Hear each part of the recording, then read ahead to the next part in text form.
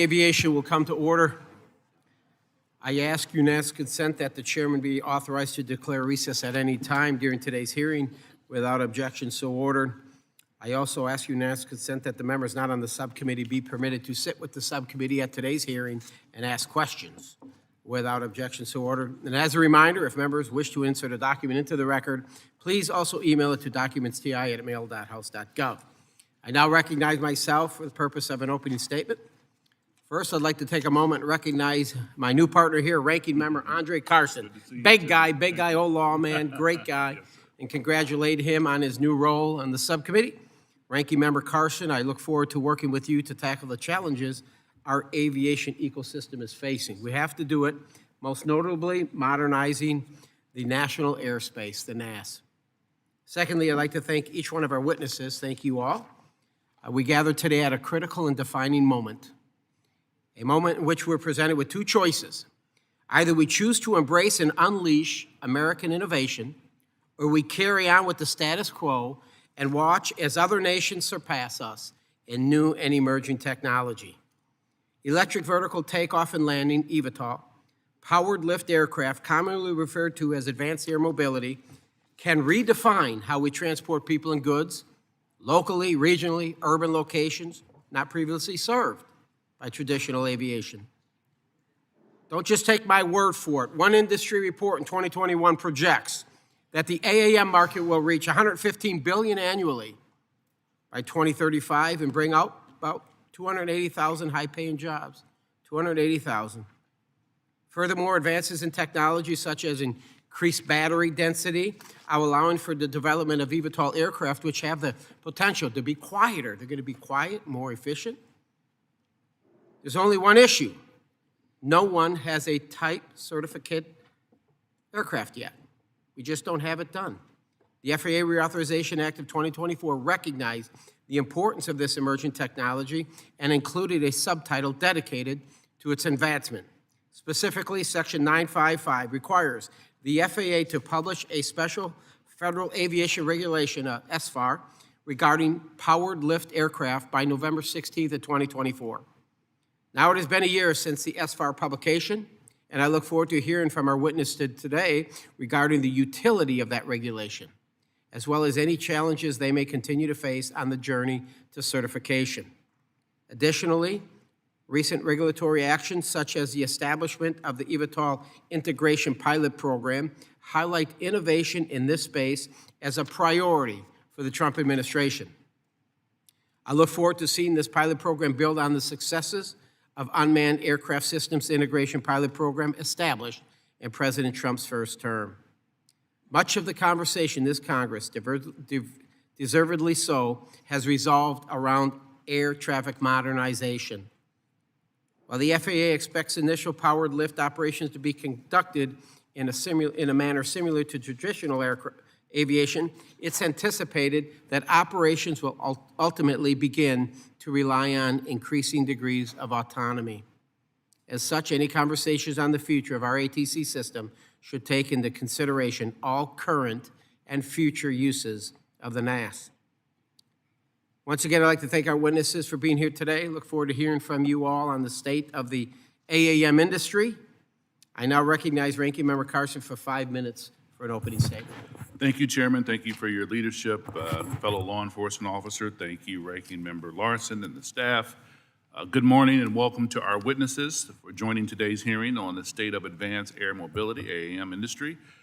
New airship entrants like AAM promise to deliver new and exciting societal and economic benefits to our constituents. Whether it's electric vertical takeoff and landing, eVTOL vehicles, or more conventional aircraft using alternative propulsion, this advanced technology has the potential to improve mobility options, particularly in dense urban environments like Indianapolis, boost local businesses and job opportunities, and reduce surface congestion. But to make this vision a reality, we must ensure all stakeholders, including labor, state governments, and impacted local communities and legacy airspace users, remain at the table.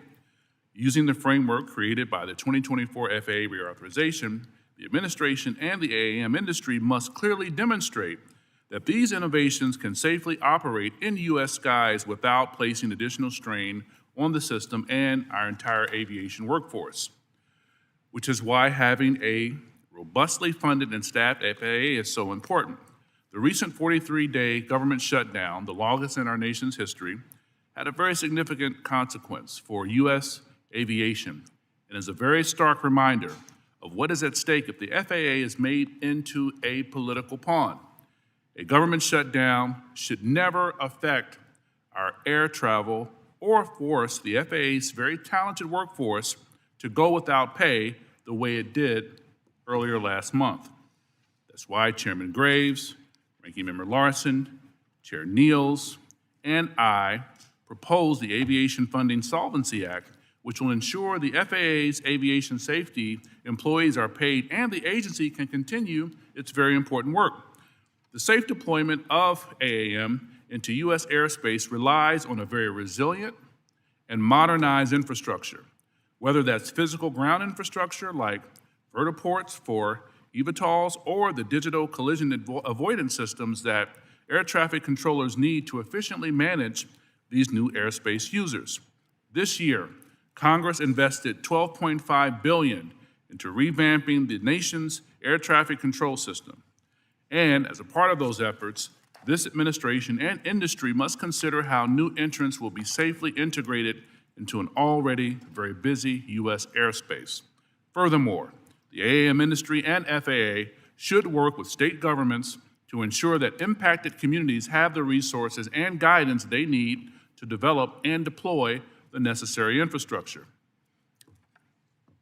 Thanks to the committee's leadership to pass the 2024 reauthorization, the FAA has created the framework that will propel a new generation of innovative aircraft. But we must make sure that AAM is integrated into the national airspace system safely and equitably. Thank you again to today's witnesses. You all play a very critical role in achieving this collective goal. I look forward to our discussion. I yield back, Chairman. Thank you, Mr. Larson. I now recognize Ranking Member of the full committee, Mr. Larson, for 5 minutes. Thank you, Chair Nels, and Ranking Member Carson for holding today's hearing on AAM, a very innovative and growing aviation sector, part of that sector. But before we discuss the promising future of aviation, we have to acknowledge the current state of the broader system, which looks much different than when this subcommittee last met 6 months ago. Since then, U.S. aviation has been pushed to unprecedented limits, from the tragic crash of a UPS flight near Louisville to mass flight delays and cancellations across the country and the longest government shutdown in U.S. history. However, thanks to the hard-working women and men of the entire aviation workforce, the traveling public safety remained a top priority and does to this day. These dedicated individuals worked longer hours under immense pressure and scrutiny, and for many, worked without pay, yet they never wavered from their service to this country and their duty to ensure aviation safety. We have to avoid history repeating itself. That's why I'm very pleased to join Chair Graves and Chair Nels and Ranking Member Carson to introduce the Aviation Funding Solvency Act. This bipartisan bill guarantees the aviation safety workforce will be paid and keeps the Federal Aviation Administration operating during government shutdowns. The future of U.S. aviation and AAM depends on a fully staffed and resourced FAA. Our legislation will prevent any lapses in the agency's ability to focus on safety in the future. This committee first explored the safe integration of new entrants, including AAM aircraft, nearly a decade ago. What was once considered an aviation technology of a distant future is happening now. In fact, I didn't invent the Jetsons, but I think I used the Jetsons as a metaphor about 9 years ago when we first started talking about this. And we're not quite there yet, but these innovations are in fact emerging in U.S. skies. While the potential applications of AAM from cargo transport to passenger air taxi service are promising, we always have to prioritize safety, which is why the 24 reauthorization bill law directed the FAA to release a final special federal aviation regulation, or SFAR, outlining powered lift aircraft certification, operating, and pilot qualification requirements. The SFAR creates the regulatory framework necessary to allow AAM operations to safely scale so the U.S. can remain a leader in aerospace innovation. So, Mr. Clark, I'm glad to see Beta's recent flight tests of the ALIA CX300 in Northwest Washington State, and I look forward to hearing more about your experience navigating this SFAR process. Now, although certification is the main goal for many stakeholders, it cannot be the only objective. The successful adoption of these technologies depends on community acceptance and the state's ability to prepare for future operations. Therefore, the AAM industry and FAA must have early, transparent, and meaningful engagement with states and local communities to ensure their priorities and concerns are addressed. In fact, the FAA authorization law in 24 creates opportunities for the voices of local communities to be heard, including by extending an FAA pilot program that I championed to help states plan for AAM infrastructure development. So, Mr. Pecoraro, I'm interested in hearing more about the important role states are playing in infrastructure development and NASAO's recommendations on improving that partnership with the FAA and industry. And the emergence of AAM also helps create jobs in the U.S., with the latest projections estimated to be more than 280,000 high-paying AAM jobs by 2035. To help meet this demand, the 2024 FAA reauthorization invests $60 million annually to grow the pilot, aviation maintenance, and manufacturing workforces. However, the administration has indefinitely delayed these very popular and very effective workforce grants. A highly skilled aviation workforce is critical to allowing the U.S. to leverage AAM technology and compete globally, and I urge the administration to finally issue these grants. And with each passing year, climate change continues to be a growing threat to millions of Americans, and the electric propulsion systems employed by many of these new aircraft rely on low and zero emission technologies, which can significantly reduce the harmful impacts of greenhouse gases. So continued federal investment in cleaner aviation technologies is critical to our leadership in AAM, and it's good for local communities. So, Mr. Painter, I look forward to learning more about Wisk's electric propulsion aircraft and necessary charging infrastructure to support your operations. With safety as a guiding principle, the FAA reauthorization law established the necessary framework to safely scale AAM in the United States, grow the aviation workforce, invest in cleaner aviation technology, and partner with states and local communities on future operations. So I do want to say, it may sound like I'm bragging about the FAA authorization law that we passed in 2024, but you all deserve great thanks on this committee for seeing the future and taking care of these issues, showing this committee does do its work. And frankly, I want to say I'm glad we're back to work in this committee as well. So I look forward to exploring how we can all support the safe and efficient integration of these new entrants in the airspace. With that, I yield back. Thank you, Mr. Larson. I'd like to welcome our witnesses. Thank you. Thank you all for being here. Briefly take a moment to explain our lighting system. 3 lights in front of you, green, go, yellow, obviously. Start wrapping up, and red means conclude your remarks. I ask unanimous consent that the witnesses' full statements be included in the record without objection so ordered. I also ask unanimous consent that the record of today's hearing remain open until such time as our witnesses have provided answers to any questions that may be submitted to them in writing. Without objection so ordered. I also ask unanimous consent that the record remain open today for 15 days for any additional comments and information submitted by members or witnesses to be included in the record of today's hearing. Without objection so ordered.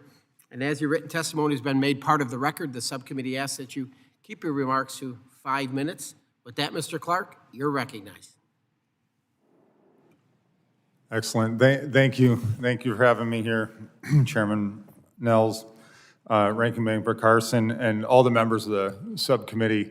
Want to say a special thank you to Chairman Graves.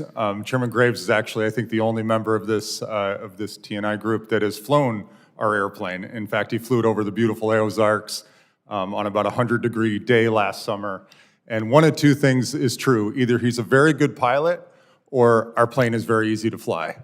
But he did a phenomenal job in the pilot seat. And my point of bringing that up is that this is real. And of course, Mr. Larson, we were out flying in your region of the woods not too long ago doing demonstration flights. So aviation is moving to all-electric advanced air mobility, and we at Beta are doing it in a stepwise approach. So on behalf of our entire industry and Beta Technologies specifically, thanks for having me here. My name is Kyle Clark. I'm the founder and CEO of Beta Technologies. We're an American aerospace company located up in Vermont.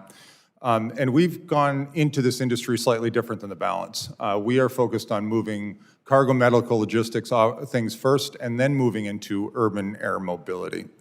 We're doing this with an American workforce, an American supply chain, and I think that this next generation of innovations will fortify America's industrial base and position the United States as a country to build the future of aviation. We've got all of the things in place to do this. We need to do a few things that Mr. Carson said, which is unblock this industry with clear and unmoving goalposts and allow the FAA to use the tools at its disposal to get through the type certification you referenced. You know, when most people think about urban air mobility, they think about jumping over traffic initially. This is not Beta's initial mission. As I mentioned, cargo medical logistics is a great, low-risk, easy application to start with before going to urban air mobility. The infrastructure exists today to do this. And by increasing these transportation options, I think we can ensure that every community can benefit from these technologies. We're a company of aviators. Everybody at Beta is either pilot or becoming a pilot. We've got nearly 1,000 people up in Vermont, and that gives us an extreme focus on safety. We've designed an extremely simple aircraft with a pragmatic, stepwise approach into certification. Last summer, we became the first company to get one meaningful type certification on a part of the airplane, the propeller, and we're very close to doing it on the engine. Next is the airplane that Chairman Graves flew, and next is the VTOL, all in a stepwise build-up approach. This approach, in my belief, recognizes the readiness and the regulatory framework today to incorporate this technology in a thoughtful, safe, and methodical way. To demonstrate this, as evidenced by a few of these examples, we've flown over 100,000 miles in this class of aircraft to more than 380 airports domestically. We've actually flown in 10 different countries. We opened the Paris Air Show with American technology this year. We flew into JFK, Atlanta, Boston, all over New York City, and most importantly, to a bunch of regional airports throughout the country that hold exceptional promise. We're heavily energized and invested in the eVTOL integration pilot program. Thank you for referencing that. We see that as the ability, that will be the unlock to get us in front of China. It is the low altitude economy that is the buzz in China right now, is facilitating the advancement of that technology at an extreme rate. The EIPP program allows us to launch domestic applications and operations as early as next summer, next year. We need to stay on track there to get this done. What happened in the drone industry, I don't think we can let happen in the eVTOL industry. The technology is here. The leading companies in the world are in the United States.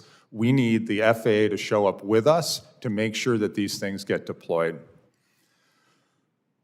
You know, the ask here of you in Congress, you guys represent constituents and communities that are facing real challenges. Again, these technologies can better those communities today.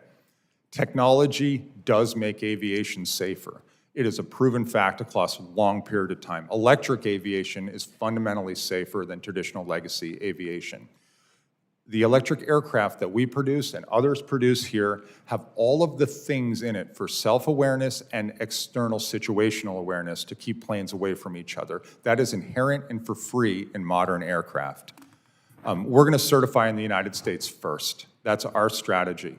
We're working closely with the FAA, and we're working with our domestic suppliers. We're not asking for this process to be easy. We're just asking, as you mentioned before, we're asking for the goalposts to stay steady, for people to show up and be accountable, and for the FAA to meet their compulsory timelines that we believe should be in place for responses to things when we produce statistically relevant data sets. Thank you, Mr. I think I'm over time. Thank you very much. Yeah, thank you. Mr. Painter, you're recognized. Good morning, Chairman Nels, Ranking Member Carson, and members of the committee. Thank you for this opportunity to testify about the state of advanced air mobility and the industry and how the United States can continue to lead this emerging global market. My name is Tyler Painter, CFO of Wisk Aero, an American AAM company committed to making safe, everyday flight available for everybody. Just like the US led previous advancements in aviation, I'm confident that today's investments from industry and the focus in AAM are laying the foundation for the U.S. to lead this technology revolution in mobility. Thanks to the recent efforts of this committee and the regulatory efforts of the FAA and the DOT, the foundational state of the U.S. AAM industry is strong. However, for the U.S. to lead AAM and aviation globally, we must also prioritize the development of a regulatory framework to enable autonomy. The U.S. AAM national strategy, implemented through the new Electric Vertical Takeoff and Landing and AAM Integration Pilot Program, the EIPP, will be a key vehicle to inform that framework. Wisk, a Boeing subsidiary, aims to be the first to design and manufacture an FAA-certified autonomous passenger-carrying air taxi. Safety is at the core of everything that we do.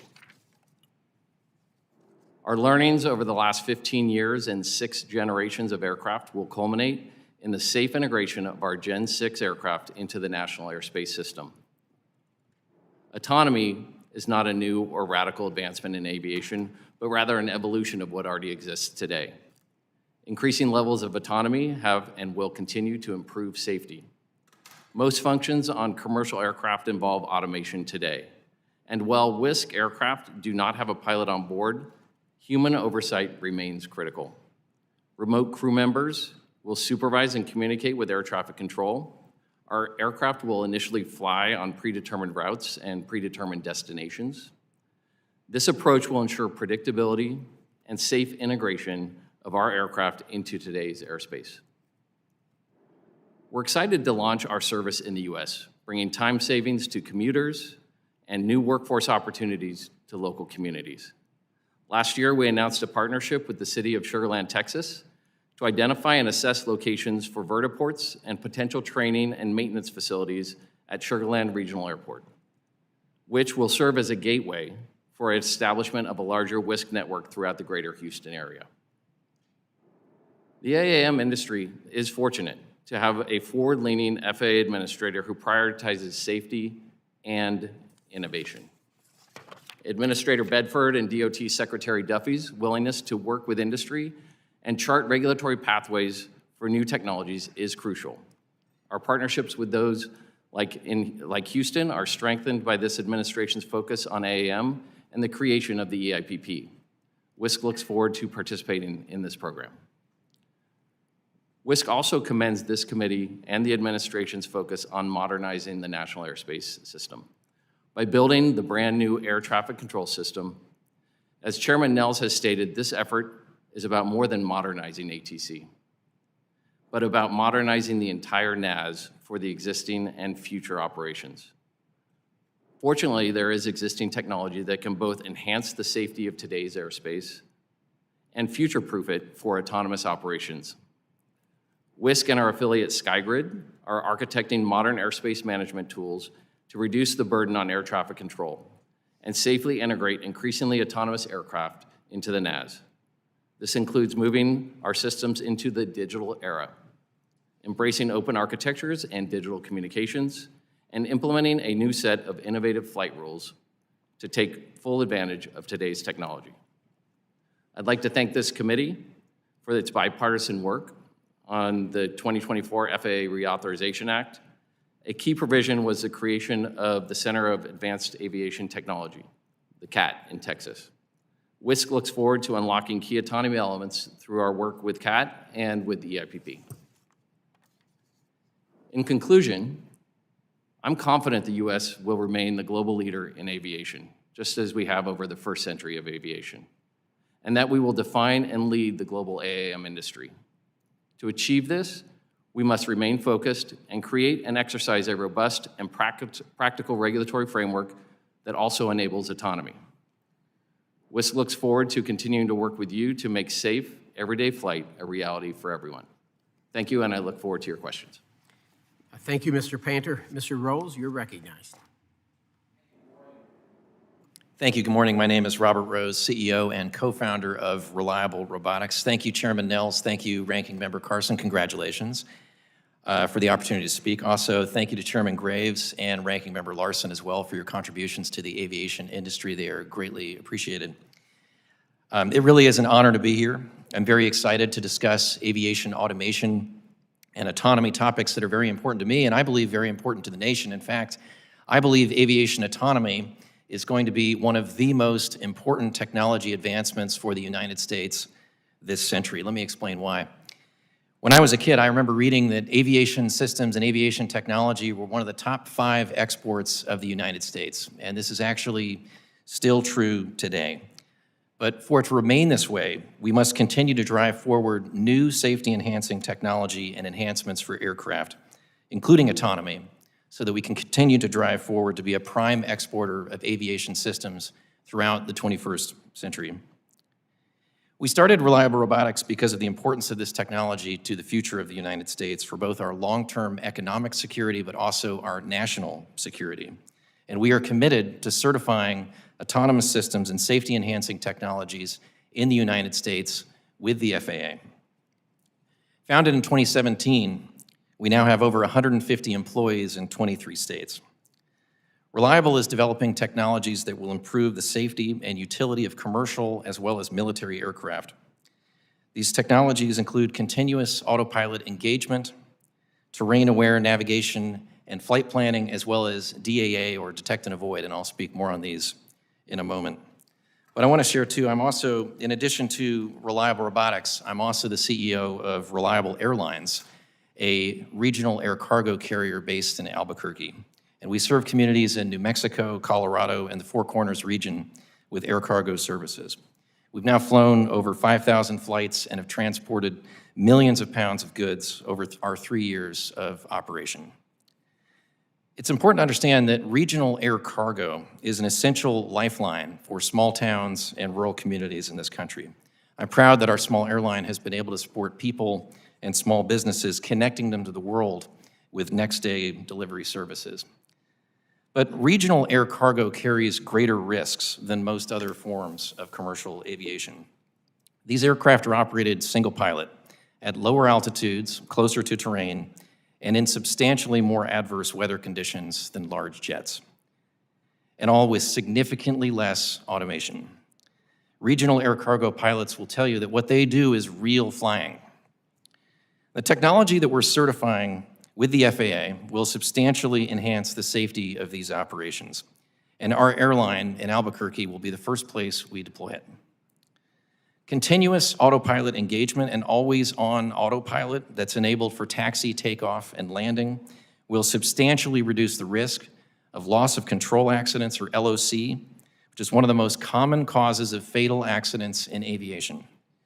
Number 2, our terrain-aware navigation and flight planning system, put simply a flight management system that knows where the ground is, will reduce the risk of controlled flight into terrain, CFIT, which is another one of the most common and highly preventable causes of accidents in aviation. Finally, our DAA, or detect and avoid system, which uses our in-house developed radar, as well as the FAA's Airborne Collision Avoidance System, or ACAS-X algorithm, will prevent mid-air collisions and save lives. Taken separately, these technologies will go a long way toward enabling regional air cargo to reach levels of safety that rival the 121 world. But taken together, you can operate an aircraft autonomously, and that's where things get really interesting. Autonomy in regional air cargo will spark a revolution that will enable us to connect even more communities and provide levels of service that exceed what we have today. And this same technology will also help logistics operations for the military. To paraphrase Admiral Pecoraro, he said recently, "We should never send a human being to do what a machine can do."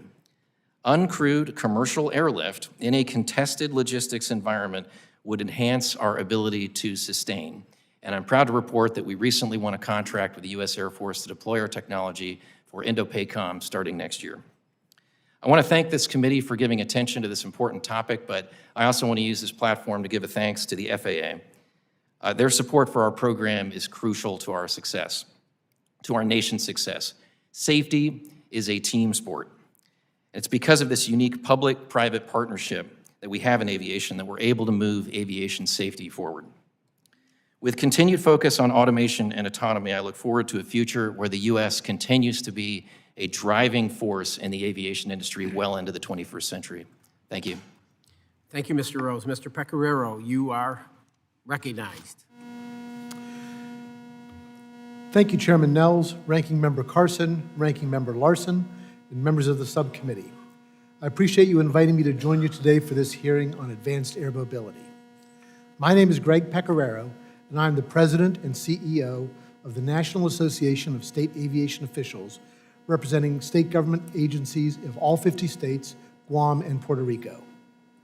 First, we thank you for the FAA Reauthorization Act of 2024, setting the stage for safe and beneficial AAM. We also appreciate your support for modernization of the ATC system, without which integration of AAM would be problematic. States are preparing to enhance their role as the FAA's on-the-ground partner for AAM integration. In developing the NIPIAS, thousands of airports in and around communities are well-positioned to benefit from AAM operations. States will be essential for AAM operations through many functions that draw on local and regional expertise that federal authorities cannot replicate. AAM introduces an exciting new technology, and so several states came together to form an AAM multi-state collaborative, focused on what integration means in practice. The collaborative is a forum for sharing insights on policy and infrastructure to enable AAM operations, engaging with the private sector, and developing common strategies for integration.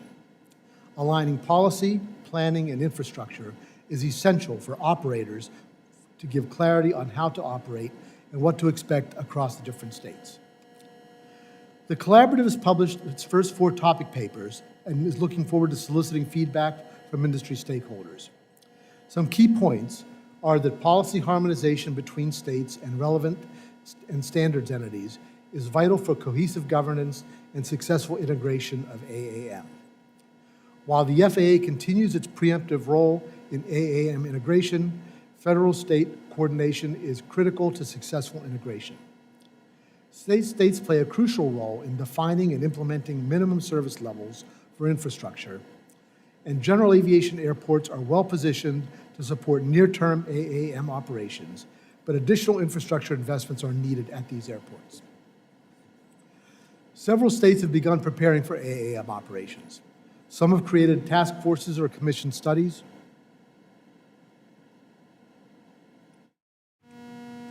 To understand AAM's impacts, identify infrastructure needs, and plan next steps. Others are preparing guidance or operating test sites to test these technologies in real-world conditions. AAM integration creates the opportunity to rethink transportation. As aerial point-to-point transportation becomes a reality, we will need to think about daily transportation in 3 dimensions. What will that mean for the rest of the transportation network as well as the economy? And what will it mean for how we finance the system?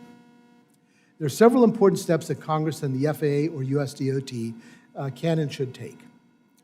Establishment of a formal working group consisting of senior FAA officials and the states to collaboratively rethink how we modernize our aviation system to accommodate these new operations. Regular oversight of the FAA as it develops and establishes standards for planning and infrastructure requirements, such as charging stations, as well as sensor and communications requirements to ensure interoperability across different aircraft types at airports. Federal funding beyond current AIP levels is important to sustain planning and infrastructure development, including increasing the annual amounts airports receive from NPE. States recognize that Congress cannot indefinitely appropriate more funding beyond the resources of the trust fund and are ready to work with you to develop a long-term sustainable operational funding model that includes a contribution from the AAM industry and distributes costs equitably. Please support USDOT FAA initiatives for a broad public awareness campaign on AAM, as well as encouraging them to partner with state and local governments in this important endeavor. And finally, we encourage continued oversight of key FAA Reauthorization Act of 24 provisions that concern these emerging technologies. The states and NASAO pledge our best efforts to support a successful and safe integration of AAM, working with our federal partners and industry stakeholders. We thank you for your time today and the privilege of appearing before you. NASAO is proud to be a trusted resource for this committee and its staff. Thank you, Mr. Pecoraro. Thank you all for your testimony. We will turn to the Panel for questions, I'll recognize myself. Mr. Clark, in April, DOT announced that the Center of Advanced Aviation Technologies, CAT, would be established in the great state of Texas. I love that. Can you talk about the role that CAT will play in facilitating the safe integration of AAM into the NAS? Yes, yeah, we're thrilled about that, by the way. You know, we've got Chargers down in Texas. We've been operating down in Texas in demonstration flights with cargo carriers. The awareness, but look, when we get out in the field and we start doing these type of early engagements, we generate critical data. That critical data is used by our engineers, by our service team members, by our pilots, by our maintainers, and training our models to make sure that we can take the benefits of advanced air mobility, which is a self-aware aircraft that's lush with data, and apply it to make a safer aviation future. So these types of programs, like in Texas, are giving us that ability at a point in time when it's most valuable, when it's a nascent industry. Once things mature, it's harder to move. And by having the insight to do that early, it gives us that data, gives us the ability to make a better and better product. We're at the very beginning of this, right? There is so much goodness. The range, the payload, the speed of these aircraft are increasing every year. You know, Beta holds the 4 most important world records in electric aviation for range, payload, and this summer we set both speed records in electric aviation. We need to continue that innovation and keep moving the bar forward with things like what's happening in Texas. So thank you. It's great to see the greatest state in the union lead the charge. No, I got it. Mr. Rose, the Powered Lift Special Federal Aviation Regulation, SFAR, published last October, addressed operational and pilot certification requirements. Your company is unique in that you're ultimately looking to certify a pilotless system. Given that, do you fit within the regulatory framework laid out in the SFAR? And if not, can you talk about the path that you will need to pursue to receive certification? I actually would refer this to Mr. Painter to answer this about the SFAR. Fair enough. Great, thank you for that. For the SFAR, it provided a very good and strong initial foundational guidelines for the industry as it relates to vertical lift and how you can implement in terms of training standards and those types of things. For what Wisk is doing, we need to continue through the EIPP program to expand that to include the certification requirements and the training requirements for operations like our multi-vehicle supervisor. So the SFAR is a great foundational element, and then for us, as we look at autonomy, we expect to be able to expand policy and regulatory requirements as it relates to the EIPP program. You mentioned in your statement you have a partnership with the City of Sugar Land. It's in the district. It's a great city, great little municipal airport, wonderful place. And you establish a deal there, identify and assess locations for vertiports and potential training, maintenance facilities. Ultimately, successful integration of AAM aircraft will hinge on these partnerships between private industry and state and local government. How does this partnership set the local government up to be an early adapter to these technologies? Yeah, thank you for that. When we look at the city of Sugar Land and we look at the greater Houston area, we think it's a phenomenal market and opportunity for our technology to really make a difference in the community's lives in terms of connecting people or things in terms of moving around the Houston greater area. Working with the local communities in every place we look to launch our product and our service is absolutely critical. So understanding some of the constraints of the community, understanding how we will actually, any infrastructure that needs to be added. We're trying, for instance, on our charging infrastructure to use standards that the industry will use. I think Beta's taken a very similar approach in terms of the type of requirements of what the local airport will need to install. Our expectation is that initially vertiports will be located and leverage general aviation airports in the region. So we're working with the local community to understand and assess where those airports are going to be the right place for our vertiports initially. And then over time, we do expect there will be bespoke vertiports that match traffic patterns and mobility patterns that we can service. Yes, wishing you the most success, and I look forward to hearing more. You know, everything is sweeter in Sugar Land. Everything is sweeter in Sugar Land. So thank you. I yield back the balance of my time. I now recognize Member Carson for 5 minutes. Thank you, Chairman. I'm curious, Mr. Rose, how how are companies collaborating with labor to ensure that autonomous technology reduces the stressors associated with the workload on the workforce within the industry and improve safety as a result? Yeah, as I mentioned in my opening statements, I think it really is important to stress how advanced automation and autonomy can improve safety and reduce risk of existing operations. I talked about a few of these. I can provide a little bit more specifics now. Our system, because it is an always-on autopilot, enables a complete autopilot engagement from taxi, takeoff, as well as landing, and enables a fully automated landing in weather conditions that are below what is popularly or most commonly operated today. The agreement that we have with the FAA and the good work that we've been doing over the last 4+ years, really 5 or 6 years with the FAA, has been getting approval for an advanced navigation technology that enables an aircraft to localize itself relative to a runway in zero visibility whiteout conditions. So typically today, if you want to fully automatically land an aircraft, there's only a handful of airports in the United States, as this committee is aware, that enable fully coupled autopilot to the surface. These cost taxpayers tens of millions of dollars to install the instrument landing system infrastructure. The technology that we're working on certifying right now with the FAA will enable any aircraft to do this without that critical infrastructure. And as I mentioned earlier, controlled flight into terrain and loss of control at low altitudes are common causes of fatal accidents. And so this technology installed for regional air cargo and other small commercial operations, we expect to dramatically improve the safety. Mr. Pecoraro, how has inconsistent federal funding like the recent government shutdown impacted states' government's ability to prepare for potential AAM deployments in local communities? Well, thank you, Mr. Carson. The shutdown certainly was challenging for state aviation agencies as they tried to ensure funding for airports.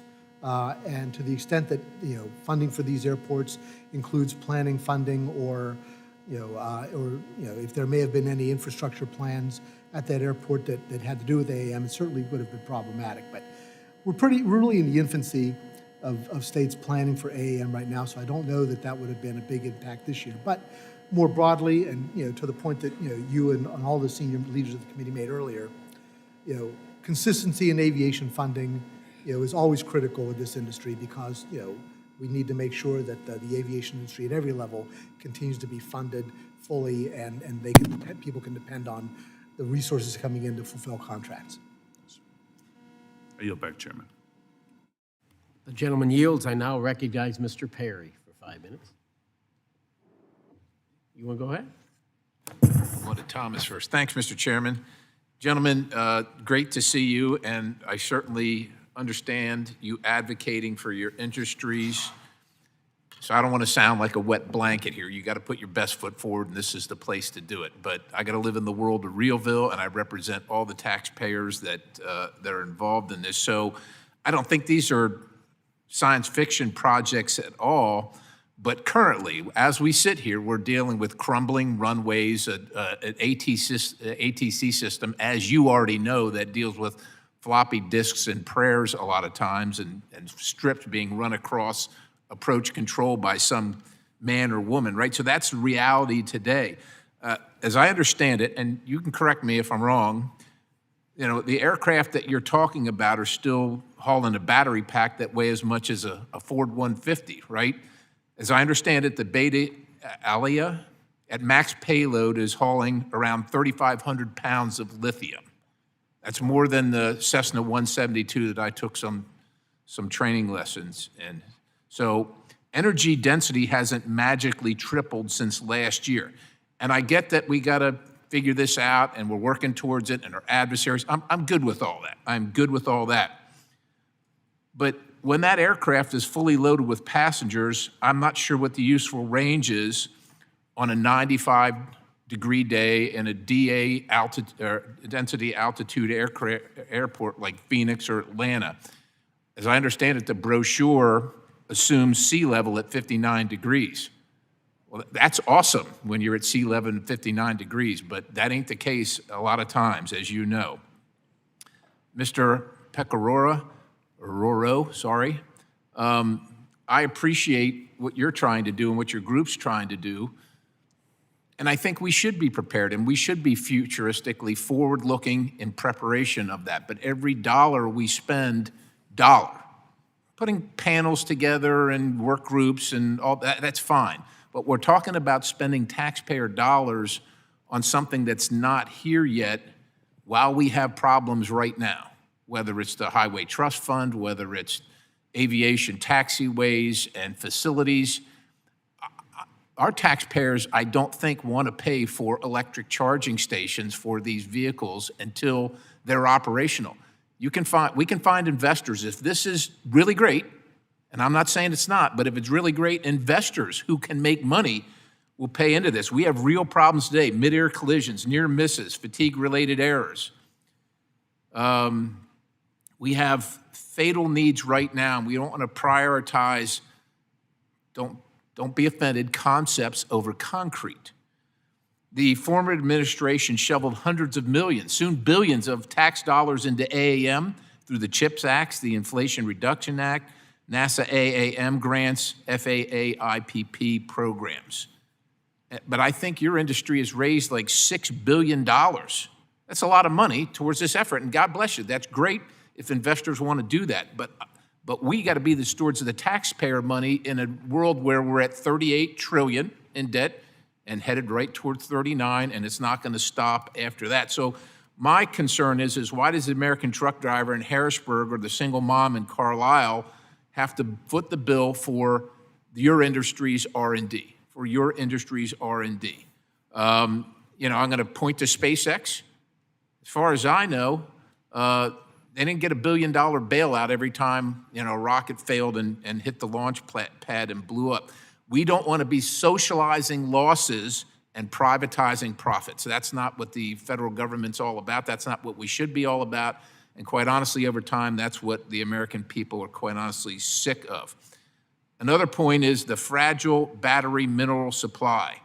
Congo cobalt, Chinese refining, single point failures.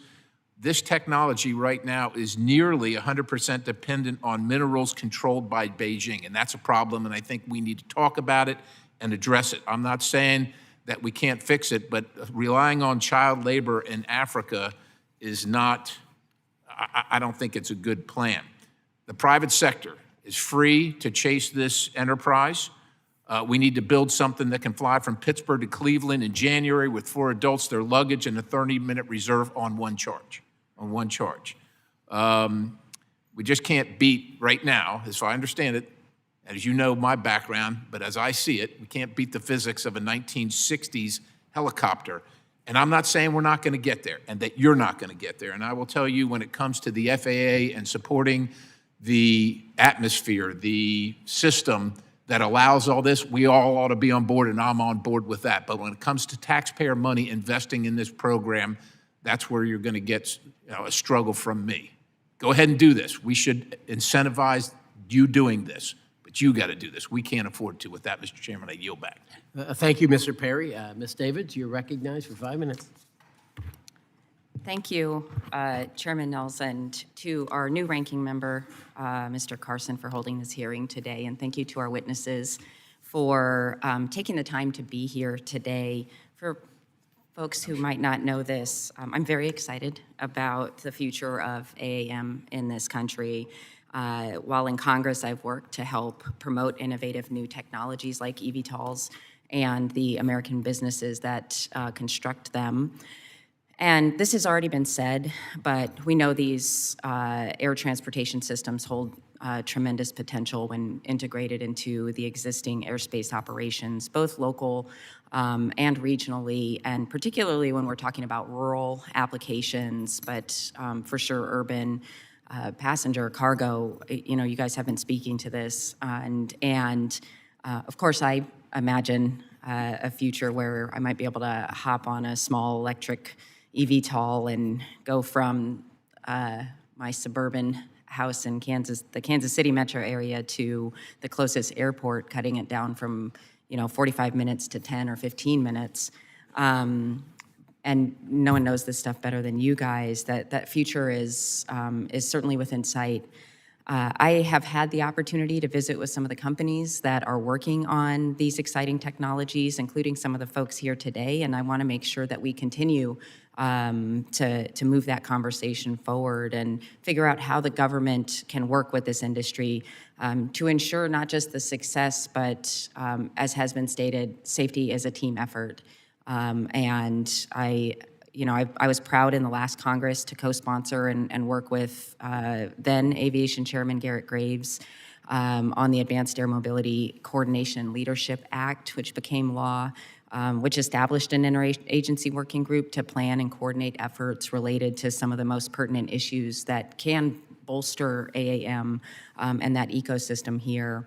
And again, the trillions of dollars that this are estimated for this kind of market are certainly exciting. And, Wichita, Kansas, which I don't represent, but am very proud of as the aviation capital of the world, is rich in workforce and generations of institutional knowledge in aerospace. And I know this sector is going to represent some good-paying American jobs, and I'm certainly looking forward to figuring out how we can just capitalize on all this potential and lead and not just follow what's going on in the rest of the world. And so, Mr. Clark and Mr. Painter, I was hoping to come to you guys first. As we look at that business horizon and this emerging sector, when we think about other countries, whether it's China or countries that we work more closely with in Europe, and we see the aggressiveness of AAM in those other places. I'm curious how do you see us, and this builds on Chairman Nels had asked about SFAR and how do we make sure that we strike that balance so that we're not preventing innovation, we're keeping people safe, and we can continue to work on being world leaders in this space? I'll start there if you don't mind. And I think it threads directly into what Mr. Perry said, operating in a cognitive dissonance from reality. The idea that our materials come from China is just wrong. That's not true. Batteries don't. Our magnets actually come from Germany, and they come through the Carolinas. We have a series of technologies that prevent mid-air collisions. And the adoption of technologies would have prevented the terrible tragedy that happened over the Potomac. All it needed was an outbound ADS-B transponder to eliminate or to identify that aircraft. Our aircraft come with that for free. So to think that innovation is somehow going to make things less safe is just simply not accurate. The R&D that we're investing in here, so China's investing in this with their low-altitude economy. And they're not a bunch of idiots over there. There are hardworking people that know that this technology, Mother Nature is voting on this and showing that we're flying meaningful distances. That world record I mentioned, 336 nautical miles. That covers the mission that we were just challenged with. We're already doing it. So we have this idea that somehow, and one more thing, batteries. Batteries, when they store energy, there is very little to no loss of conversion of that energy into propulsion. So to simply cite the battery energy density and not the net performance of the aircraft shows a lack of systems thinking. As an engineer, we take a lot of pride in understanding the complete system so we can optimize things on a global basis.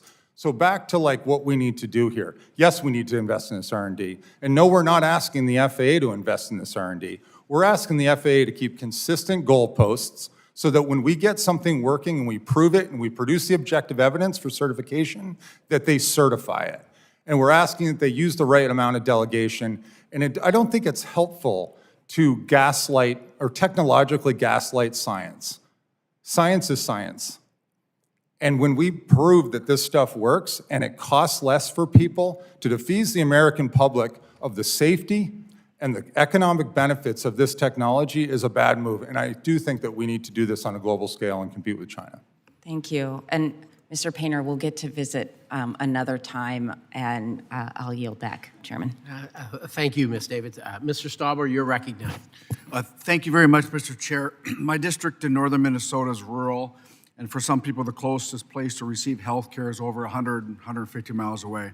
And this makes air medical transport a truly life-saving resource. To any of our witnesses today, how can AAM be leveraged to reduce life-saving transport times for rural patients, and what's stopping us from deploying those capabilities today? Anyone? I'll just say, I know I've talked a lot, but just one quick thing.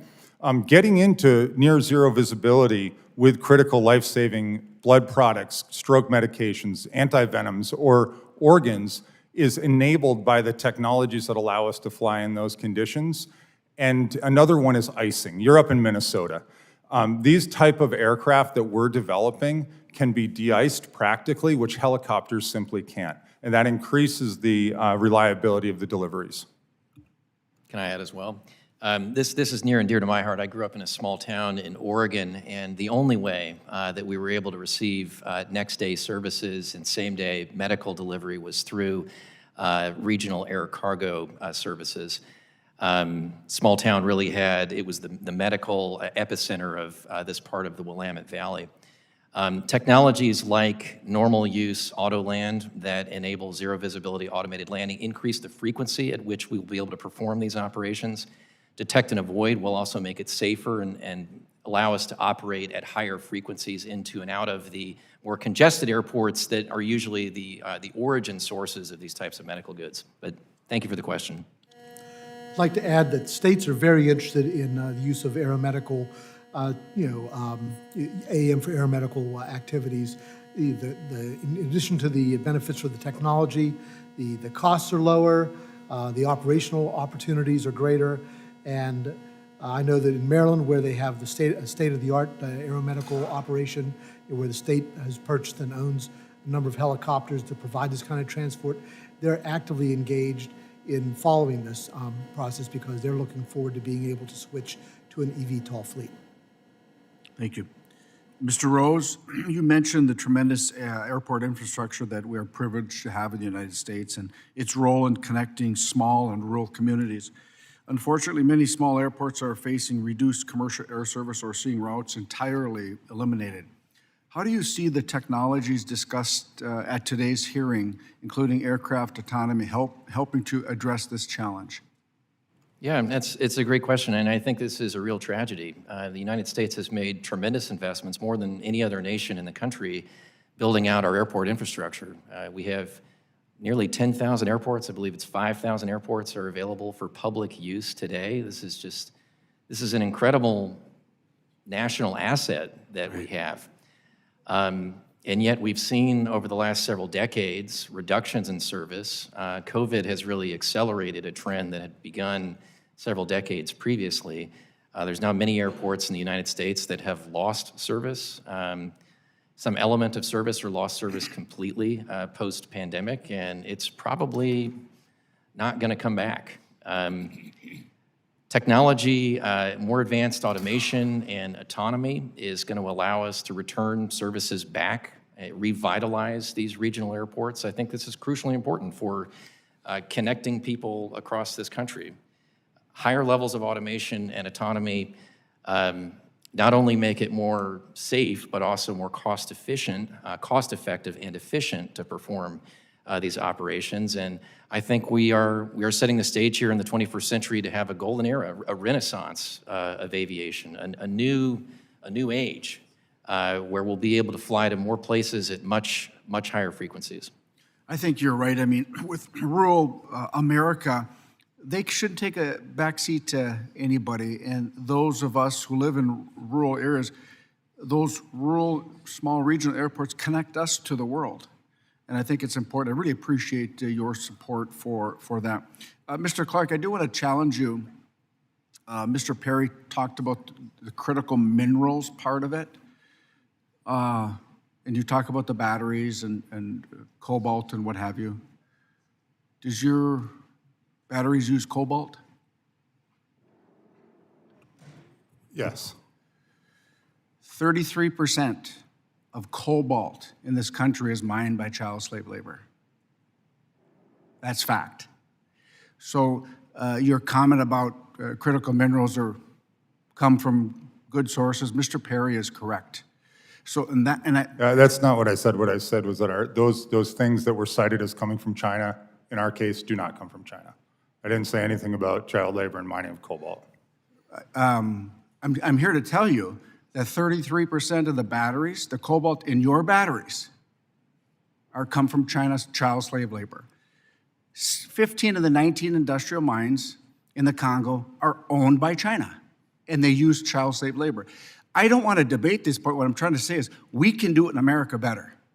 We can mine these critical minerals in America if we're allowed to do it. And I think it's really important that we don't export our environmental guilt to get to your batteries and your new technology that we all want to use, by the way.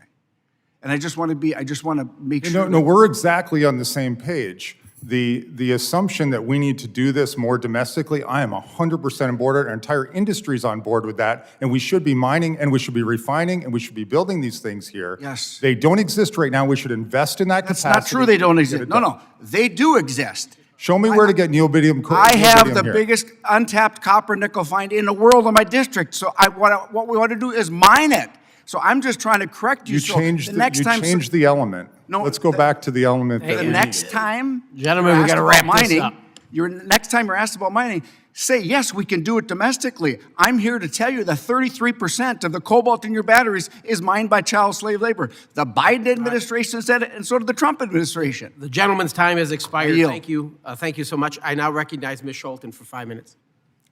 Thank you, Mr. Chairman. Thank you to our wonderful new ranking member here, and thank you to our great panel of witnesses for coming to have this critical hearing today. I proudly represent Michigan's 3rd congressional district. Our state and West Michigan in particular have a strong aerospace footprint. $30 billion in economic activity generated in the state, 166,000 jobs, 4,000 businesses generating economic activity in the defense, aerospace, and homeland security, as well as Michigan being home to the largest Air National Guard base at Selfridge. We pride ourselves on being leaders in this space. We continue to innovate in the advanced air mobility space. The region's leadership is critical to actualizing the DOT and FAA's efforts to accelerate the development and integration of cutting-edge aircraft. The DOT is looking to support 5 pilot programs to demonstrate electric vertical takeoff and landing. Despite our usual rivalry, the states of Michigan and Ohio are coming together to work with Beta in hopes of standing up one of these pilot programs. Mr. Clark, can you speak to how critical this pilot program could be in a state like Michigan to ensure prosperity throughout rural America? Absolutely, and thanks for your support. We're excited about that application as well, the DOT. Like all the applications, but specifically in Michigan, where the state has gotten well ahead of the balance of the country by installing chargers, by engaging their universities, by investing in aerospace and defense research. You know, we were a part of the Northern Strike exercise up there with your National Guard, so thank you for that. But the EIP program specifically in Michigan and other states, it will advance our industry by a year. When I'm talking about our industry, I'm talking about all of these technologies that allow us to have safer and more reliable aerospace. So by advancing this by a year, it gives us a better competitive edge globally. So in Michigan and Ohio, I'm glad you called that out. I didn't want to have to cross that bridge. In Michigan and Ohio, working together on this EIPP program is a great launching point, because in our case, we're delivering cargo, medical, and logistics to rural communities. And so you have a meaningful impact, you expose the technology, you generate the data, and we get ahead of the rest of the world. So thank you. Thank you. Given our state's robust manufacturing presence, it's no surprise that the state of Michigan launched the Michigan Advanced Air Mobility Initiative, as well as AAM Activation Fund, to catalyze research and development. The whole of government approach should absolutely be replicated on a federal level to ensure technological advancements and our nation's competitiveness on the national stage. Mr. Pecoraro, can you touch on how Congress can work with states to encourage collaboration as well as develop a smart, clear AAM planning and infrastructure framework to safely boost progress in the aviation sector? Absolutely, and thank you for that question. First of all, let me just say that I think that an important step, would be for the committee to follow up on the already considerable work that you did as part of the Reauthorization Act of 2024.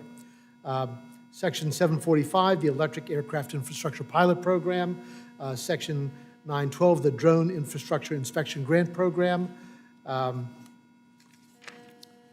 Section 913, the Drone Education and Workforce Training Grant Program, and finally, Section 316, the Weather Reporting System Study.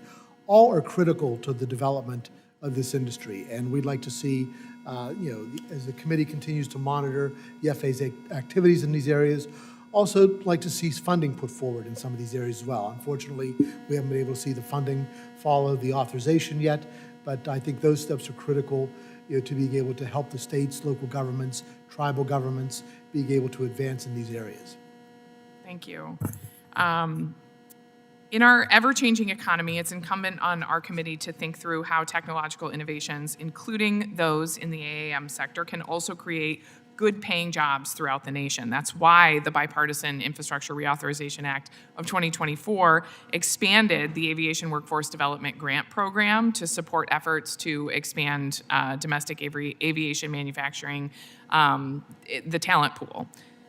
To that end, it is disappointing that the current administration has delayed the distribution of recent grant cycle awards, and we must work together to get these congressionally appropriated dollars out the door, doing the good work that we set out to have them do. Mr. Clark, how else can Congress support the aviation industry to ensure that continued innovation is paired with job growth?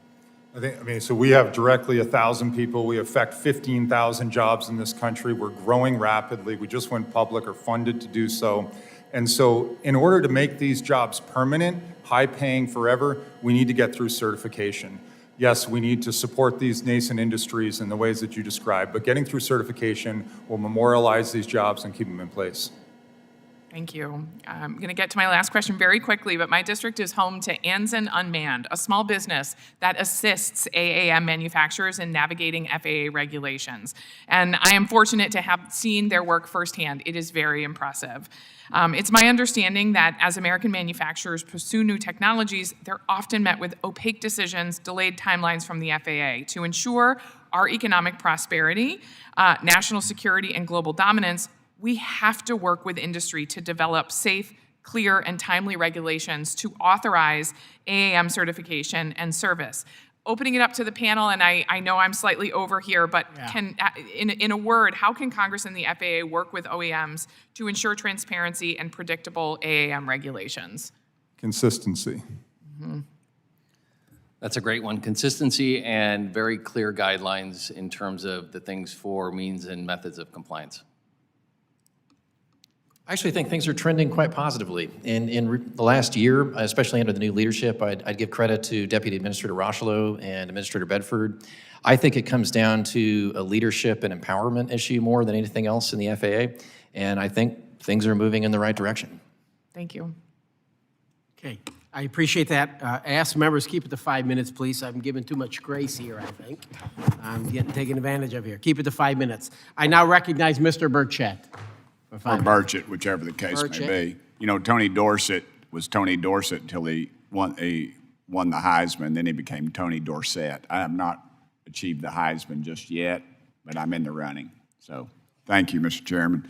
And I want to thank you all for being here.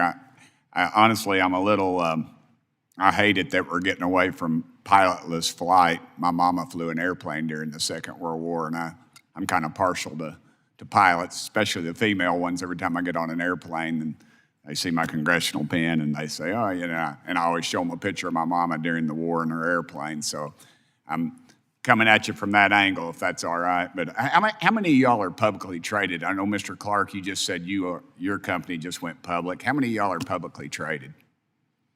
Your companies? Wisk is a subsidiary of the Boeing company. Okay. Mr. Rose? We're private.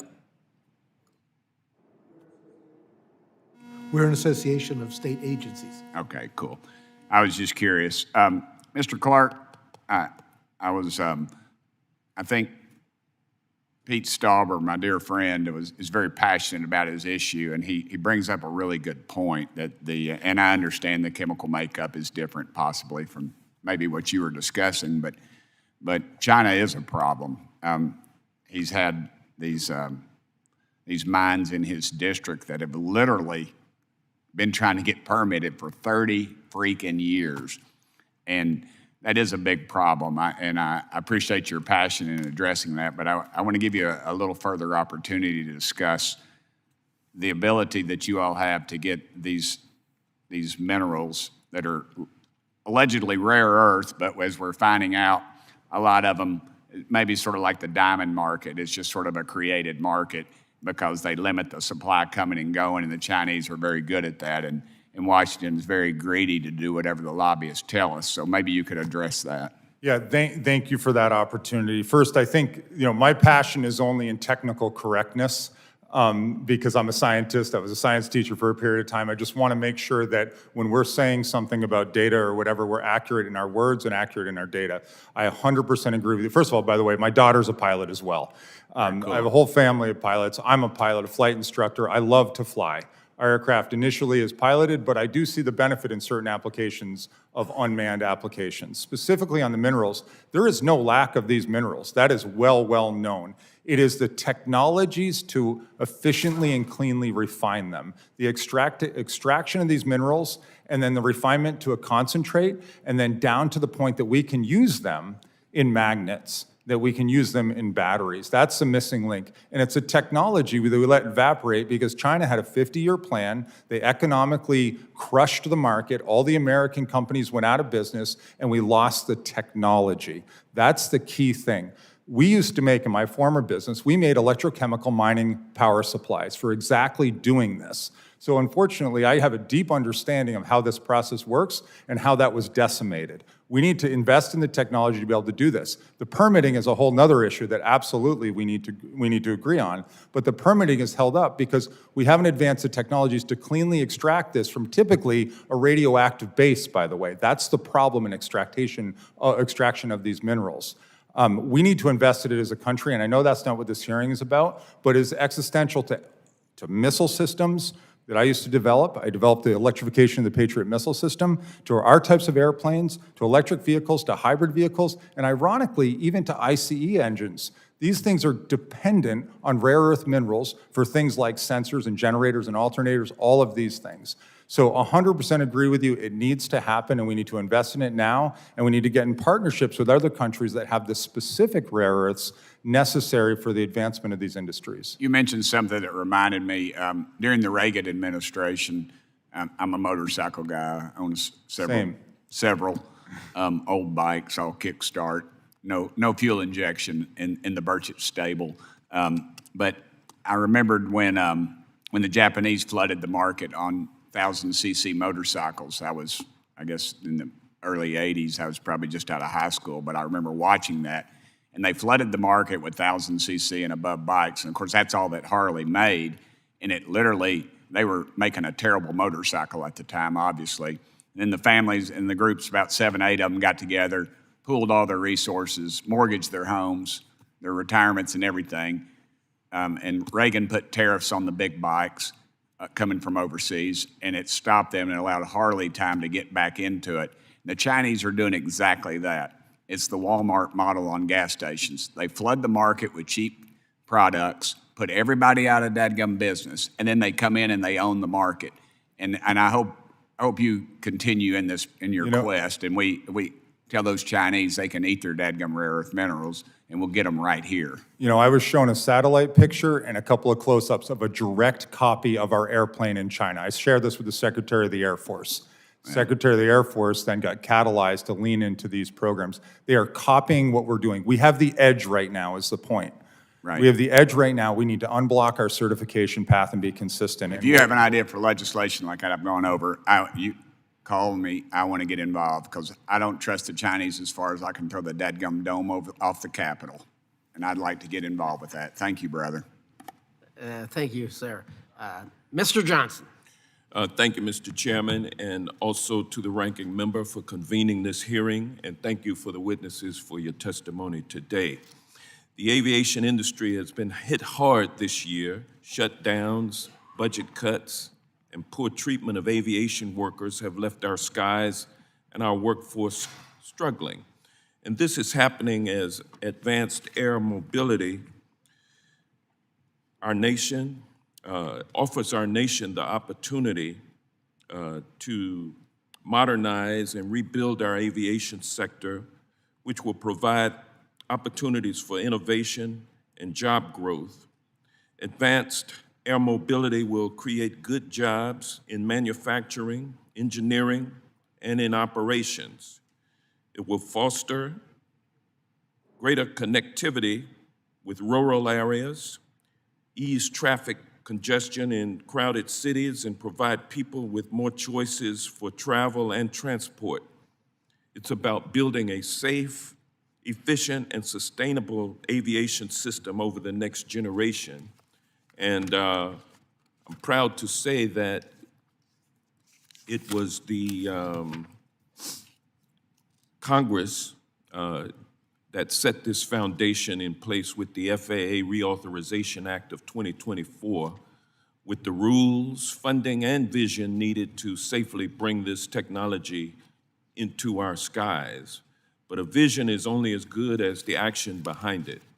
Mr. Pecoraro, general aviation airports will play a critical role in integrating advanced air mobility into our national airspace.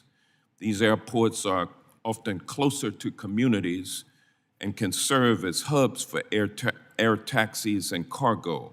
However, many of these airports remain underfunded and face challenges in upgrading infrastructure, hiring staff, and meeting safety requirements. What specific funding mechanisms or potential adjustments to the non-primary entitlement program would provide the most immediate and practical support for states and local communities to prepare their airports for AAM integration? Thank you for that question, Mr. Johnson. I think you've hit on a critical point, and that is that while we have a large network of federally funded airports across the country, the smaller GA airports don't often receive some of the funds that they need to remain, to keep their infrastructure as well maintained as they would like, and also take advantage of these new opportunities. One of the things that we proposed during the reauthorization discussion, along with ACI North America, was that we revised the non-primary entitlement grant program.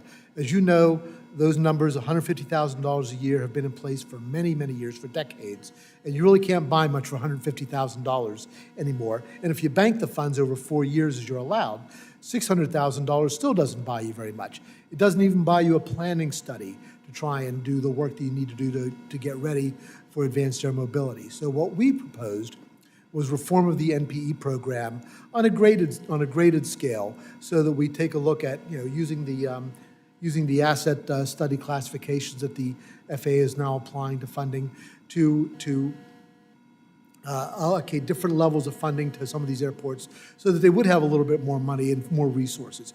We also suggested that states have the ability to act as transfer points for these funds, so that states can help airports in their states be able to move these funds back and forth to each other, so that when an airport is ready to use it, the funds will be available to it, and other airports that aren't ready can set those funds aside. So reforming NPE would be a tremendous help in fixing this. All right, thank you. Mr. Clark, in your testimony, you mentioned that over 85% of Beta's supply chain is U.S.-based, supporting roughly 40,000 American jobs. As AAM continues to grow, the ability to source components domestically will be critical, not only for economic development, but also for national security, resilience, and supply chain stability. What steps can be taken at the federal, state, and industry levels to further strengthen domestic sourcing, incentivize American manufacturing, and ensure that AAM remains a long-term driver of high-skilled jobs and innovation in the United States? Yeah, thank you for the question. You know, I was on the board of I went to a tech school, and I was on the board of the local tech school for a long time, really focused on bringing high school students into the trades and into technology. That's the foundation, making sure that we have an education system that gives people the tools they need to produce the goods, the technological goods, the factories, and the technology that we consume. But I'm going to state the obvious. The supply chain is moot if we don't get these airplanes in the air and flying. You guys in Georgia have done a phenomenal job. There are 5 regional airports in Georgia where our chargers are already in place and operating. We've been flying down there, as you know. So getting these things in place, getting through certification, making sure that we have clear and consistent rules from the FAA will create the opportunity to leverage our domestic supply chain. And that's what we've done at Beta. We've said we're going to focus on a domestic supply chain. It's a realization that in a nascent industry with a high degree of innovation, you want that stuff very close so that your suppliers can innovate with you. And this is happening in semiconductors, it's happening in magnets, it's happening in compute. And that's what we're focused on. So a continued investment in the tools to keep the technology here through education and awareness, investing in our trade schools is very important to me to make sure that we keep that supply chain domestic, because it all starts with the people that are producing these critical technologies for our industry. Thank you, and I yield back. Gentleman yields. I now recognize Mr. Mann. Thank you, Mr. Chairman, and thank you for hosting this hearing, and thank you all for being here today. Fascinating conversation. It's incredible the things that you all are doing. I represent the big first district of Kansas. Aviation is a critical industry in my state with roughly 100 general aviation airports, several commercial and regional airports, and a huge footprint in aviation and aerospace manufacturing. Kansas is also home to several industry-aligned education and research institutions that are leading the way in the most critical areas of aviation and aerospace technology and manufacturing. Their focus on advanced air mobility, autonomous systems, maintenance, and manufacturing are crucial in developing a talented pipeline for the workforce and in keeping the United States at the forefront of adopting this technology. Continuing on the theme of workforce, that I appreciate the gentleman from Georgia kind of opened. For you, Mr. Clark, the FAA Reauthorization Act we passed last year extended the Aviation Workforce Development Grant Program to advanced air mobility. Kansas State University Salinas College of Technology and Aviation, located in my district, produces professional pilots, maintainers, and UAS operators. How can partnerships with programs like K-State Salina help the AAM ecosystem to flourish? Yeah, I'm glad you brought up. So the pilots, actually, these AAM aircraft are very easy to fly.